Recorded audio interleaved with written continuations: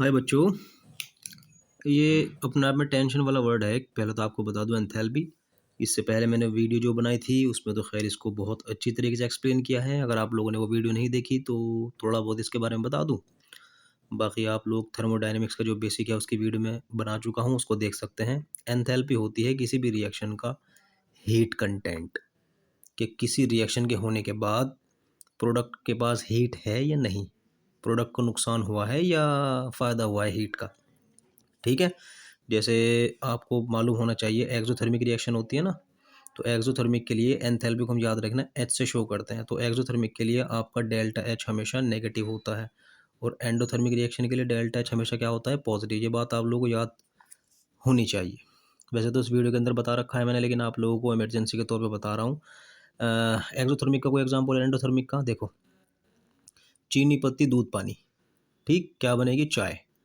बगैर हीट बगैर हीट दिए तो नहीं बनेगी ना, तो वो एंडोथर्मिक रिएक्शन का एग्जांपल है। अब आप लोग मुझे बताइए कि चीनी पत्ती दूध पानी के अंदर हीट ज़्यादा है या चाय के अंदर। चाय के अंदर है ना, और चाय क्या है, प्रोडक्ट, तो आपका पॉजिटिव आ रहा है। क्यों? क्योंकि आपके प्रोडक्ट के पास हीट यानी एंथैल्पी ज़्यादा है। क्लियर। और एक्सोथर्मिक के लिए क्या होता है, डेल्टा एच हमेशा नेगेटिव होता है, क्योंकि एक्सोथर्मिक रिएक्शन में हीट निकलती है और हीट निकलने के बाद जो प्रोडक्ट बनता है वो ज़्यादा एनर्जी नहीं रखता। जैसे आपका वही मैच स्टिक है, उसको जलाया, जलाने के बाद क्या हो गया, जो ऐश बनी है उसके पास हीट कम है, और जो या एनर्जी कम है ये कह लो, और जो उससे पहले जो मैच स्टिक थी जलने से पहले वो एनर्जी फुल थी, एनर्जी ज़्यादा थी उसके पास। ठीक। तो एक्सोथर्मिक में आपके प्रोडक्ट के पास एंथैल्पी यानी हीट कम होगी, और एंडोथर्मिक में हीट या एनर्जी ज़्यादा होगी, ज़्यादा होगी, ज़्यादा होगी। इसलिए होता है एंडोथर्मिक के लिए पॉजिटिव और एक्सोथर्मिक के लिए नेगेटिव। ठीक। तो ये तो पता नहीं कितने रिएक्शन है हमारे चारों तरफ, लेकिन दो ही रिएक्शंस हैं, मतलब आपको पता होनी चाहिए। एक रिएक्शन के दो ही वो होते हैं नेचर, या तो वो एक्सोथर्मिक होती है या फिर एंडोथर्मिक होती है। ठीक। तो मैं आपको जितनी भी रिएक्शन कराऊंगा ना उनकी एंथैल्पी निकलेगी, इसलिए मैंने कहा एंथैल्पी ऑफ। अब एंथैल्पी ऑफ व्हाट, क्या, एंथैल्पी ऑफ एटमाइजेशन। जब हम एटमाइजेशन करते हैं तब जो हीट निकलती है या एंथैल्पी होती है कैलकुलेशन में, उसको क्या बोलते हैं, एंथैल्पी ऑफ एटमाइजेशन। लेकिन बच्चा सवाल करता है, सर एटमाइजेशन क्या होता है। देखो आप लोग एक मार्केट से लेकर आए हो आयरन की रोड, ठीक। तो इसका फॉर्मूला क्या है, एफ ई, लेकिन इसके अंदर F E F E F E F E F E, यार अरबों खरबों एटम होंगे इसके अंदर, किसके, एफ ई के। इसको हीट दो, जब तक हीट दो जब तक ये सारे एटम अलग अलग ना हो जाए, माने इनका एटमाइजेशन ना हो जाए, ये एटॉमिक फॉर्म में ना आ जाए। फिलहाल ये एलिमेंट की फॉर्म है, ये एलिमेंट है पूरा का पूरा। या सबसे अच्छा एग्जांपल, अरे मैं तो भूल ही गया था, Cl2 है, इसको आप कैसे लिखोगे, Cl सिंगल बॉन्ड Cl, ठीक है। इसको आप जब हीट दोगे तो ये बॉन्ड टूटना चाहिए, ये क्या है आपका पूरा का पूरा मॉलिक्यूल है। और जब ये आपका टूट जाएगा तो क्या हो जाएगा, Cl प्लस Cl, एटम अलग एटम अलग। अब क्या था ये मॉलिक्यूल, कहे में आ गया, एटम में। मॉलिक्यूल को एटॉमिक फॉर्म में कन्वर्ट करने के लिए जितनी एनर्जी या जितनी हीट चाहिए होती है उसको बोला जाता है एंथैल्पी ऑफ एटमाइजेशन। बोलो बात समझ में आई नहीं? ठीक। सबसे अच्छा एग्जाम्पल है इसका ये वाला H2 gives 2H। बोलो बात समझ में आई नहीं? ठीक। तो ये आपका क्या है, डेल्टा एच पॉजिटिव आया, और कितना आया, समझ गए, 435। पॉजिटिव का मतलब क्या हो गया, रिएक्शन क्या थी, एंडोथर्मिक, बगैर हीट दी नहीं होगा, इसका मतलब आपने इसमें हीट दी। तो एटमाइजेशन में हीट रिक्वायर्ड होती है, तो जितनी हीट रिक्वायर्ड होती है किसी मॉलिक्यूल को एटॉमिक फॉर्म में कन्वर्ट करने के लिए, इसको क्या कहा जाता है, एंथैल्पी ऑफ एटमाइजेशन। या तो नाम पे तो चले जाओ यार इसके, एटम एटम एटम, मॉलिक्यूल से एटम बनना है, मॉलिक्यूल को तोड़ना है। ठीक। उसके बाद आती है एंथैल्पी ऑफ रिएक्शन। यार एक बात तो बताओ, दुनिया में कोई ना कोई तो आप रिएक्शन कराओगे ही, रिएक्टेंट की रिएक्शन तो कराओगे ही, कुछ ना कुछ तो बनेगा ही। किसी भी रिएक्शन को लेकर आ जाओ, उस रिएक्शन के होने में, या जब रिएक्टेंट रिएक्शन करके प्रोडक्ट बनाते हैं तो जितनी हीट इवॉल्व होती है ये एब्जॉर्ब होती है, उसको क्या कहा जाता है, एंथैल्पी ऑफ रिएक्शन। रिएक्शन की एंथैल्पी, अब वो रिएक्शन कुछ भी हो सकती है, एक्सोथर्मिक भी एंडोथर्मिक भी होती है। तो इसमें तो दुनिया का कोई भी एग्जांपल चला लो, आपकी मर्जी की बात है। मैं तो फिलहाल ये लिखा है कि मैंने कार्बन की रिएक्शन O2 के साथ कराई और क्या बनेगा, CO2। ये रिएक्शन नहीं है क्या, इसके अंदर माइनस में है, समझ जाओ एक्सोथर्मिक है ये। ठीक। तो इस रिएक्शन को आपने कराया, एक्सोथर्मिक है, लेकिन ज़रूरी नहीं है कोई ऐसी रिएक्शन भी हो सकती है जो एंडोथर्मिक हो, कोई दिक्कत नहीं है, वो ऊपर की थी नहीं वो भी तो एक रिएक्शन ही थी। ठीक है। तो रिएक्शन को आप ये मत कहना कि हीट रिक्वायर्ड, नहीं, हीट रिक्वायर्ड भी हो सकती है और इवॉल्व भी हो सकती है, इसमें रिक्वायर्ड ही होगी। बाकी आप लोग पढ़ते चले जाना, मैं ज़्यादा नहीं बोलूँगा। डेल्टा एच अगर पॉजिटिव मिला तो एंडोथर्मिक होगी, हीट रिक्वायर्ड होगी, और अगर डेल्टा एच नेगेटिव मिला तो रिएक्शन एक्सोथर्मिक होगी और हीट इवॉल्व होगी। ठीक है, उसके बाद आ रहा है combustion, enthalpy of combustion. Combustion समझ गए होंगे, किसी चीज़ को जलाना। तो आप कार्बन का 1 मोल लिए हुए थे, इसको आपने इसका कंबशन किया, CO2 बनी, और जितनी हीट रिलीज हुई इसको आपने क्या कह दिया, हीट ऑफ कंबशन। यही एग्जाम्पल नीचे चल जाएगा। याद रखना, मैं आपको एक एक एग्जाम्पल लेकर चल रहा हूँ।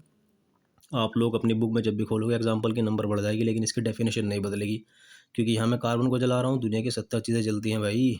उसके बाद आता है एंथैल्पी ऑफ फॉर्मेशन। नाम, सिर्फ नाम, फॉर्मेशन, किसी न किसी चीज़ का फॉर्मेशन करना है। मैंने CO2 का फॉर्मेशन कर दिया, 1 मोल का किया। तो किसी प्रोडक्ट के 1 मोल का फॉर्मेशन करने के लिए जितनी हीट रिलीज होती है या एब्जॉर्ब होती है, क्योंकि ये ज़रूरी है कि फॉर्मेशन जब आप कर रहे हो तो ज़रूरी नहीं है कि हीट निकले ही, एब्जॉर्ब भी हो सकती है भाई। लेकिन मैं आप लोगों का टाइम बचा रहा हूँ, मैं सिर्फ यहाँ आपको डेफिनेशन क्लियर करा रहा हूँ। इसका जो एग्जांपल दिया वही ऊपर वाला लिख दिया मैंने। क्यों? देखो मैं कितने तरीके से कहूँगा। यहाँ फॉर्मेशन हुआ CO2 का, क्योंकि बात किसकी कर रहा था, एंथैल्पी ऑफ फॉर्मेशन। यहाँ कंबशन हुआ कार्बन का, समझ गए क्यों? क्योंकि मैं बात कर रहा था एंथैल्पी ऑफ कंबशन।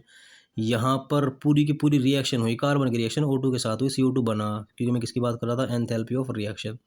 यानी एक ही रिएक्शन कई जगह लग सकती है, लेकिन आप लोग याद रखना, इसके अंदर हमेशा हीट निकलेगी, इसमें निकल भी सकती है और एब्जॉर्ब भी हो सकती है, इसमें भी है एब्जॉर्ब हो सकती है, निकल सकती है, और इसमें सिर्फ हमेशा आपको रिक्वायर्ड ही होगी, क्योंकि बॉन्ड ब्रेक करने वाली बात होती है ना, और इसको ब्रेक करने के लिए एनर्जी हमेशा चाहिए होती है। उसके बाद आता है हीट ऑफ सब्लिमेशन। नाम पे जाना है। सब्लिमेशन क्या होता है, सॉलिड का डायरेक्ट लिक्विड में कन्वर्ट हो, सॉरी गैस में कन्वर्ट होना। अब बगैर हीट दिए तो सॉलिड गैस में कन्वर्ट नहीं होगा ना, तो उसको क्या बोलना आपको, एंथैल्पी ऑफ सब्लिमेशन। इसका सबसे अच्छा एग्जाम्पल है CO2। आप लोग कहोगे इसके तो पीछे ही पड़ गया। CO2 सॉलिड था, इसको हीट दी, ये काहे में कन्वर्ट हो गया, गैस में। हीट दी तो इसका मतलब डेल्टा एच, हीट दी मतलब एंडोथर्मिक, और एंडोथर्मिक के लिए क्या होता है, फिर से वही बात आ रही, पॉजिटिव होता है ना, है ना, तो ये पॉजिटिव ही है। उसके बाद आता है फ्यूजन। फ्यूजन होता है सॉलिड का लिक्विड में कन्वर्ट होना, जैसे बर्फ़ का पानी में बदल जाना। तो बिना बगैर हीट दिए तो नहीं होगा, यानी इसके अंदर भी हीट रिक्वायर्ड थी, इसके अंदर भी हीट रिक्वायर्ड होगी, इसका भी डेल्टा एच क्या होगा, पॉजिटिव ही होगा। और ये सबसे अच्छा एग्जाम्पल है सॉलिड का लिक्विड में कन्वर्जन, ये रहा। H2O है आपका, ये सॉलिड है, सॉलिड का मतलब क्या हो गया, आइस, और ये क्या हो गया, लिक्विड। तो डेल्टा एच कितना मिल के आया इसका, +6। ठीक। उसके बाद आता है एंथैल्पी ऑफ इवेपोरेशन। समझ जाने की बात है। सॉलिड से गैस था, सॉलिड से लिक्विड था, ये लिक्विड से गैस है, फिर वही बात आती है, बगैर हीट दिए तो आप लिक्विड को गैस में कन्वर्ट नहीं कर सकते। तो इसके लिए भी डेफिनेशन, जितनी हीट रिक्वायर्ड होती है, जितनी ऊर्जा की या जितनी हीट की आवश्यकता होती है क्या करने के लिए, लिक्विड को गैस में कन्वर्ट करने के लिए, इसको कहा जाता है एंथैल्पी ऑफ इवेपोरेशन। इसका एग्जाम्पल आपके सामने रखा हुआ है, लिक्विड था वाटर, उसको क्या बना दिया आपने, गैस। तो डेल्टा इज इक्वल टू, फिर से पॉजिटिव पॉजिटिव बोले तो एंडोथर्मिक। ये बार बार बोलता रहूँगा, ये बहुत अच्छी चीज़ है। ठीक है, अब हम और आगे बढ़ते हैं। चलो भाई आगे बढ़ते चले जाओ। Enthalpy of solution. अरे यार, सॉल्यूशन आप बना रहे हो तो हीट निकल भी सकती है और एब्जॉर्ब भी हो सकती है। जैसे आप लोग शुगर को वाटर में डालते हो ना, तो जब उसको हीट दो, शुगर को वाटर में डाला, उसको आप जितनी हीट दोगे शुगर उतनी घुल जाएगी। इसका मतलब शुगर का घुलना कैसी रिएक्शन है, एंडोथर्मिक रिएक्शन है। क्यों?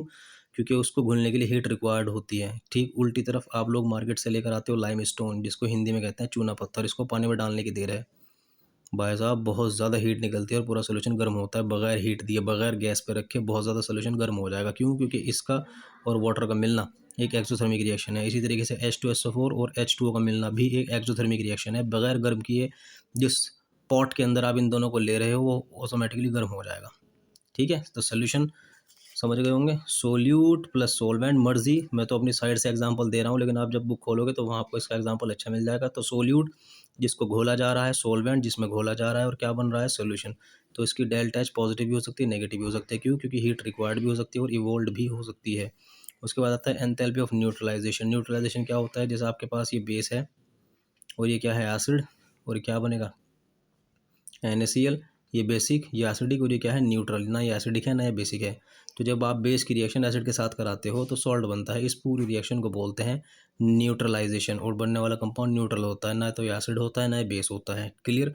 तो आप लोगों ने इस रिएक्शन को कराया, न्यूट्रलाइजेशन को, जितनी हीट रिक्वायर्ड ये जो भी थी अभी देख के बताते हैं। आप लोग मुझे बताना कि एंडोथर्मिक है या एक्सोथर्मिक है, यानी इसमें हीट निकली या एब्जॉर्ब हुई। ये रिएक्शन हो रही है, NaOH प्लस HCl क्या बनेगा, NaCl प्लस H2O।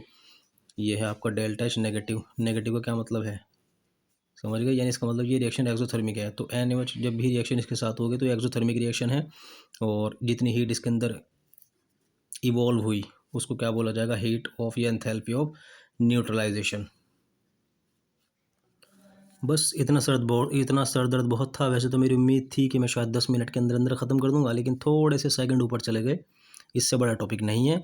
और जो जो आपको डेफिनेशन बोली है मैंने, इसको लिख लेना। बाकी एग्जांपल आप लोग, मैं आपसे रिक्वेस्ट करूंगा कि आप लोग एग्जांपल इनको ना यूज़ करके अपनी बुक से देखना, वो अच्छे एग्जांपल लिखे हुए हैं। बाकी ये भी फेल नहीं होंगे, लेकिन बुक अलग है, थोड़ा सा वेरिएशन देता है अलग अलग चीज़ के अलग अलग एग्जाम्पल होंगे।